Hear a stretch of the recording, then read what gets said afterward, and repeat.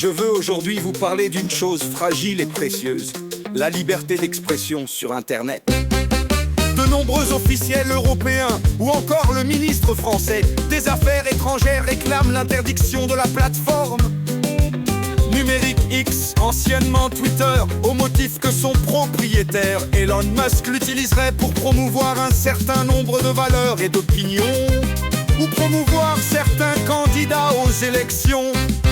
Cette vision est profondément arriérée, défaitiste et dangereuse. Elle témoigne, chez une partie des élites occidentales, d'une intolérance profonde pour la véritable liberté, la liberté d'expression, dont chacun peut user dans les limites définies par la loi. Sans la liberté d'expression, c'est tout l'esprit occidental qui s'éteint, et ce sont nos démocraties qui se fragilisent.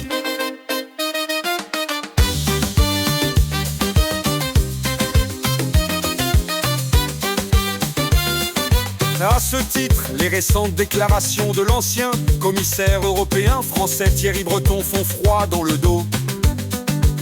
Il reconnaît ouvertement que l'Europe a fait annuler les élections en Roumanie par crainte de la victoire d'un candidat surprise et sous prétexte de prétendue manipulation visant les réseaux sociaux, notamment au travers de TikTok.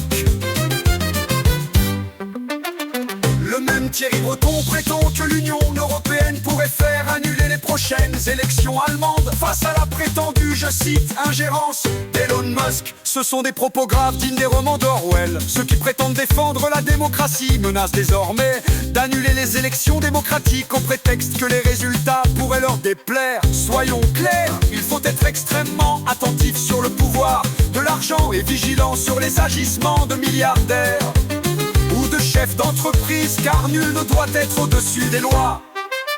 Les seuls décisionnaires doivent rester les peuples. Il faut bien surveiller à la neutralité des algorithmes, dont le rôle n'est pas d'encourager des valeurs ou des opinions face à d'autres, mais jamais la liberté d'expression ne doit être entravée. La controverse est toujours préférable à la censure et les excès de liberté aux dérives de l'arbitraire. Le véritable enjeu pour les nations d'Europe est de parvenir à créer leur propre plateforme numérique. C'est d'encourager l'émergence de géants européens du numérique. Le véritable drame pour notre continent, c'est qu'il n'est pas souverain face aux GAFA, mais à d'autres entreprises du numérique, essentiellement américaines. Notre approche ne doit pas être punitive ou normative, comme elle l'est aujourd'hui quasi exclusivement. Nous devons conserver nos talents, qui sont trop nombreux à partir à l'étranger, diminuer la fiscalité sur la production, desserrer les taux réglementaires qui étouffent l'initiative.